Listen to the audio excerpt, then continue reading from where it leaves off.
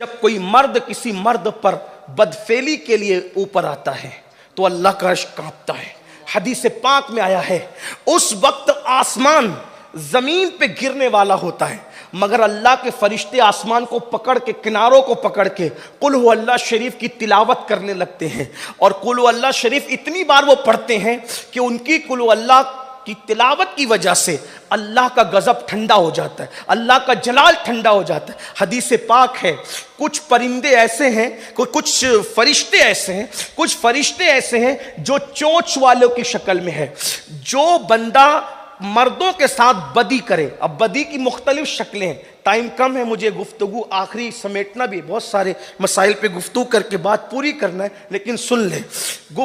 اگر کسی مرد کو پاپ کی نظر سے دیکھو تو بھی تمہارا شمار اغلام بازوں میں ہوگا, صرف دیکھنے پر بھی, گندی نیت سے دیکھنے پر.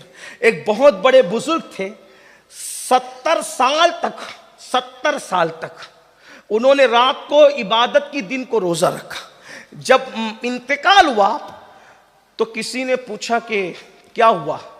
کہا ساری عبادتیں دھری کے دھری رہ گئی, ایک گناہ پہ پکڑ ہوئی ہے, بس ایک گناہ پہ, اور میں اب اس کا جواب نہیں دے پا رہا. کہا کیا پکڑ ہوئی؟ کہا بچپنے میں ایک مرد کو غلط نظر سے دیکھ لیا تھا, مرد کو پاپ کی نظر سے دیکھ لیا تھا, بس اسی پہ میری پکڑ ہوگی, میری عبادت دھری کے دھری رہے. آسان نہیں ہے, اتنی مشکل بھی جنت نہیں ہے جتنا آپ کو بد مذہب بتاتے ہیں مشکل, اور اتنی آسان بھی نہیں ہے جتنا آپ نے آسان کر رکھا اور کھیل بنا رکھا. جنت دونوں کے درمیان ہے, نہ اتنی مشکل جو بد مذہب کہہ رہے ہیں, نہ اتنی آسان جو آپ کہہ رہے ہیں, بلکہ حقیقت ہے. میرے امام کہتے ہیں وہ تو نہایت سستا سودا بیچ رہے ہیں جنت کا, ہم مفلس کیا مول چکائے اپنا ہاتھ ہی خالی.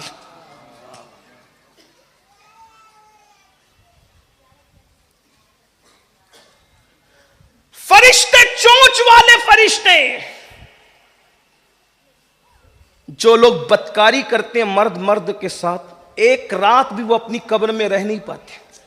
وہ چونچ والے فرشتے ان کی لاش کو اٹھاتے, رائچور میں مرے, مکہ شریف میں مرے, مدینہ شریف میں مرے, یمن میں مرے, مصر میں مرے, مالیگاؤں, اندور, ممبئی, کہیں مرے, ایک رات بھی قبر میں نہیں رہ پاتے. وہ بدکاری کرنے والے, اللہ کے فرشتے ان کو چونچ میں اٹھاتے ہیں اور اٹھا کر وہاں لے جا کر پھینک دیتے ہیں جہاں قوم لوط پر عذاب آیا تھا. اور قیامت کے دن انہیں لعنتیوں کے ساتھ وہ اٹھیں گے. کہاں ہو؟ یہ گندی فلموں کا وبال ہے, یہ گندی فلموں کا نتیجہ ہے. کاش کہ توبہ کر لی جائے, کاش کہ بدل لیا جائے اپنے آپ کو, تو دیکھنے پر بھی وبال ہے, چھونے پر بھی وبال ہے.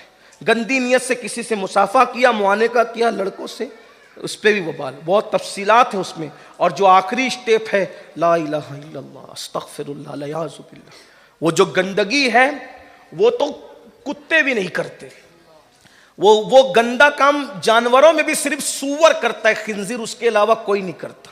سور اپنے نر کے ساتھ یہ گندگی کرتا ہے, باقی ہر جانوروں میں بھی کوئی نر کے ساتھ کوئی گندگی نہیں کی جاتی. یہ میں حیا کے پردے میں کہہ رہا ہوں. اسی لیے حدیث پاک کا مفہوم ہے جو یہ بدی کرنے والے مریں گے تو قبر میں سور کی شکل اختیار کریں گے, اللہ ان کا منہ سور کی طرح کر دے گا. لا الہ الا اللہ, کس بلا کی میں سے ہے سرشار ہم, دن ڈھلا ہوتے نہیں ہوشیار. یہ گندی فلموں کے نتائج, یہ جوانی کے مس یوز کے نتائج.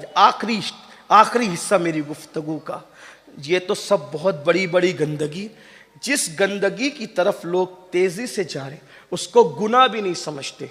وہ ہے لڑکوں کا لڑکیوں سے ناجائز تعلق اور لڑکیوں کا لڑکوں سے ناجائز تعلق. یہ فیشن ہے اور لوگ اس کو گناہ نہیں سمجھتے. ایک بات یاد رکھنا, قرآن کہتا ہے وَلَا تَقْرَبُوا الزِّنَا إِنَّهُ كَانَ فَاحِشًا وَسَاءَ سَبِيلًا. زنا کے قریب بھی مت جاؤ, قریب بھی مت جانا.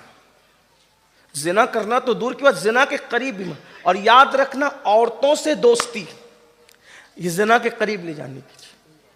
آپ غور کریں ذرا, تھوڑا تصور کریں, میں بھی سنجیدگی سے آپ سے بات کروں, بالخصوص میرے جوانوں سے تھوڑا غور کریں.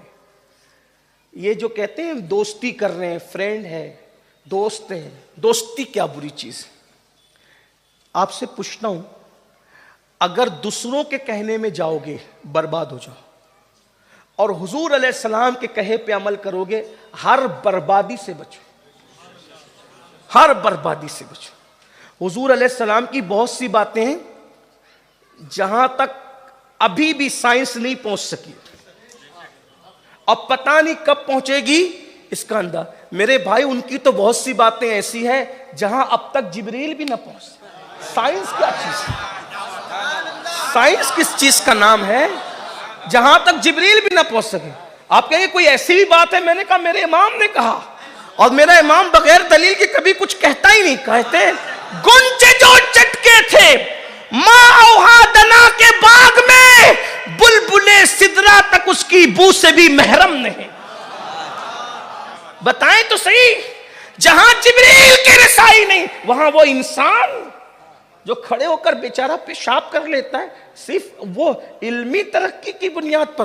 تو بہت بار میں کوئی مذاق نہیں اڑانے آیا سائنس کا، لیکن کہیں کچھ جگہ ایسی کہیں پہنچ گئی اور ابھی ایسی جگہ نہیں پہنچ۔ مثال کے طور پہ ایک بات بتاؤں، حضور علیہ السلام کہہ دیں پھر وہاں تک پہنچنے میں لوگوں کو صدیاں لگتی۔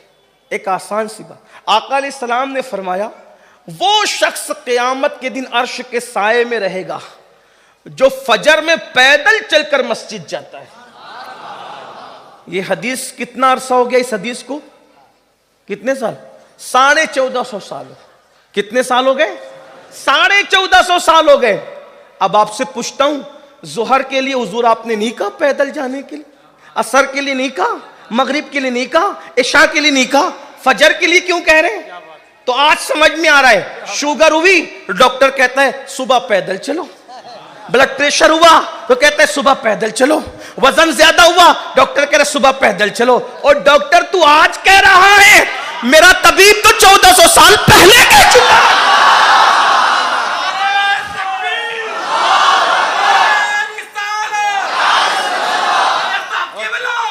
اور وہ تو ابھی مکمل طور پہ اس کا حسن بے نقاب ہوا نہیں، آگے ترقی کر کے پتا نہیں اس پیدل میں کیا کیا راز نکلیں گے۔ ارے جب ایک اس جملے کے راز کا یہ عالم ہے تو پوری تعلیمات کے راز کا عالم کیا ہوگا؟ اسی لیے تو بریلی سے آواز آ رہی ہے، میں نثار تیرے کلام پر ملی یوں تو کس کو زبان نہیں، وہ سخن ہے جس میں سخن نہ ہو، وہ بیان ہے جس کا بیان نہیں، وہ عرب کے بڑے بڑے تیرے آگے یوں ہے دبے لچے، کوئی جانے منہ میں زبان نہیں بلکہ جسم میں جان نہیں، کروں تیرے نام پہ جا فدا، نہ بس ایک جا دو جہاں فدا، دو جہاں سے بھی نہیں جی بھرا، کروں کیا کروڑوں جہاں نہیں۔ اگر لوگوں کو ترقی کرنا ہے،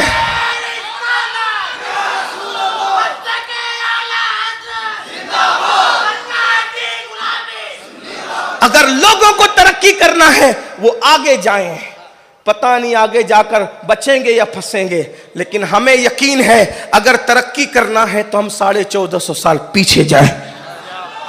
آگے جا کے کیا ہے لوگوں کو بھی نہیں پتا، لیکن پیچھے جا کے کیا ہے یہ ہمیں یقین ہے، آمنہ کے لال کے قدم موجود۔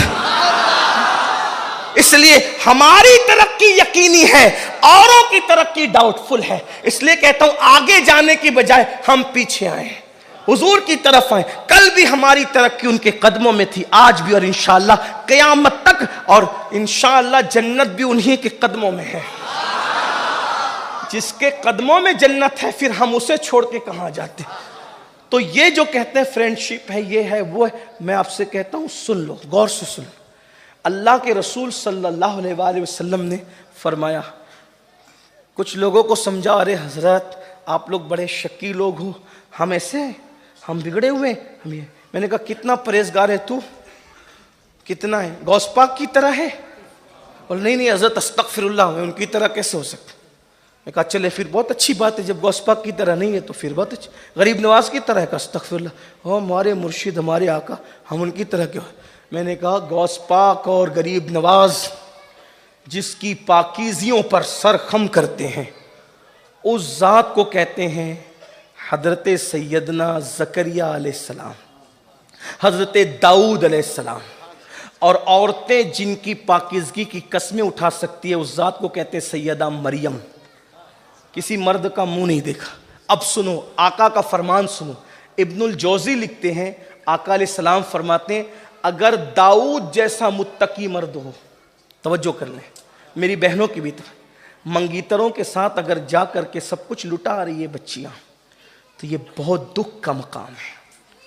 بہنیں گائیڈ کرتی ہے چھوٹی بہنوں کو، بڑی بہنیں، کہ تیرے منگیتر کا فون آئے گا تو یہ ڈائلاگ کہنا انا للہ و انا، اور پھر اس کے بعد منگیتر کے ساتھ رہتے رہتے بائک پہ بھی سیر و تفریح بھی، یہ بھی وہ بھی، بعد میں وہ کہہ دیتا ہے میں نے تو اس کے ساتھ شادی نہیں کرنا. اور کیوں نہیں کرنا؟ کہا اس کے منہ سے بدبو آتی.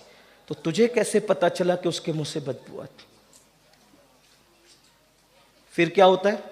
سب سارا محلہ دیکھ چکا کہ بائک پہ منگیتر کے ساتھ گئی، فوٹو کھچائی، ویڈیو بنایا، دریاؤں کی میں گھوما. اب جب اس کو چھوڑ گیا، منگنی ٹوٹ گئی، کون اختیار کرتا ہے اس کو؟ اس کی زندگی برباد.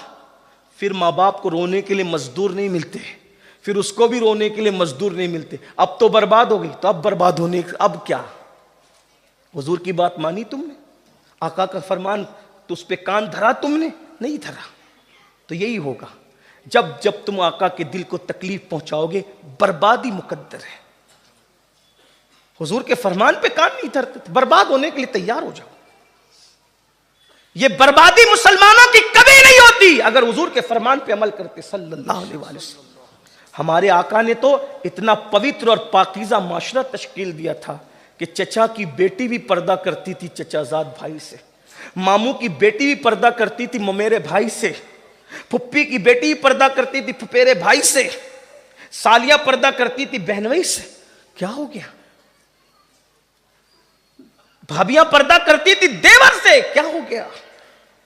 نہیں ہم بہت پاکیزہ سوچ کے لوگ. آقا فرما رہے داؤد جیسا پرہیزگار مرد ہو اور مریم جیسی پارسا عورت ہو، اور دونوں اگر ایک ساتھ رہنا چاہیں، میں دونوں کو اکیلے رہنے کی اجازت نہیں دے سکی. اس سے بڑی بات اب میں کیا عرض کروں جو کہنے جا رہا ہوں. ذرا توجہ کریں. احتیاط، تقوی، پرہیزگاری. حضرت سیدنا عمر ابن خطاب فاروق اعظم رضی اللہ تعالی اپنی چوکھٹ پہ بیٹھے ہوں. چوکھٹ سمجھتے ہیں نا؟ گیٹ کا جو حصہ چوکھٹ. ابھی کے بچے نوجوان پتہ نہیں اس کو سمجھتے ہیں، کیونکہ اب تو چوکھٹیں ختم ہو گئی، بڑے بڑے گیٹ ابھی آگے نا اس کی جگہ. تو بچپنے میں آپ نے دیکھا ہوگا کہ چھوٹے دروازے ہوتے تھے، اس پہ ایک چوکھٹ ہوتی تھی. بڑے بوڑھے چوکھٹ پہ بیٹھنے سے ہی منع کرتے تھے. کیوں منع کرتے تھے کبھی پوچھا نہیں، لیکن بیٹھنے کبھی نہیں دیا. نہ چوکھٹ پہ پیر رکھنے دیا، نہ کبھی چوکھٹ پہ بیٹھنے دیا. اس وقت تو اتنا شعور نہیں تھا کہ پوچھتے. لیکن فاروق اعظم رضی اللہ تعالیٰ چوکھٹ پہ بیٹھے. جب یہ روایت سامنے آئی تو پتہ چلا کہ چوکھٹ پہ بیٹھنا کیوں منع کرتے. ذہن میں آ گئی بات، لیکن کوئی فرض و واجب کی بات نہیں کر رہا ہوں، بات تقوی کی کر. اور رخ ہے راستے کی طرف، گھر کی طرف رخ نہیں ہے، راستے کی طرف رخ ہے. کسی نے کہا امیر المومنین آپ جیسی ہستی چوکھٹ پہ بیٹھ کے روڈ کی طرف منہ کرے. سوچ، اس کا مطلب ایسے لوگوں کو بھی لوگ ٹوکتے تھے. اور وہ کیا معاشرہ تھا جس وقت تو ٹوکنے والے کو لوگ دھمکاتے نہیں تھے بلکہ اس کا شکریہ ادا کرتے. ابھی تو اس کے اوٹے پہ بیٹھے، اس کے نکڑ پہ بیٹھے، اس کے زینے پہ بیٹھے. یہ آج اپنی زندگی ہوگی. وہ مسلمان جو کبھی مسجد کے زینے پہ نہیں بیٹھتا تھا، آج وہ لوگوں کی چوکھٹ پہ اور دروازوں پہ اور زینوں پہ بیٹھ کے موبائل کھیل رہا ہے. یہ زندگی ہو گئی اس جوان کی جو لوگوں کی مقدر کو جگانے کا ذریعہ بنتا تھا، قوم کی زلف پریشاں کو ناخن تدبیر سے سنوارنے کا ہنر رکھتا تھا. کیا ہو گیا؟ کیا ہو گیا اس قوم کو؟ خدا تجھے کسی طوفان سے آشنا کر دے کہ تیری بحر کی موجوں میں اضطراب نہیں. امیر المومنین آپ چوکھٹ پہ بیٹھے اور رستے کی طرف منہ کر کے حیرت ہے. آپ نے میں ادھر آ، تجھے بتاؤں میں کیوں بیٹھا ہوں رستے کی طرف. کہا کیوں؟ کہا کہ آج میری بیٹی حفصہ مجھ سے ملنے آئی. حفصہ کون؟ ام المومنین سیدہ حفصہ. یہ رسول اللہ کی بیوی ہیں اور بہت چہیتی بیوی. بہت ساری بیویاں چہیتی تھی، لیکن جو بہت زیادہ لاڈلی بیویاں تھی ان میں سے ایک سیدہ حفصہ تھی. ان لوگوں کی باتوں کو بہت اہمیت دی جاتی تھی بارگاہ رسالت. کسی کو کوئی بات منوانا ہوتا تھا تو ان لوگوں کو وسیلہ بنایا جاتا. یہ حفصہ سیدہ حفصہ رضی اللہ تعالی عنہا حضرت عمر ابن خطاب کی بیٹی ہے.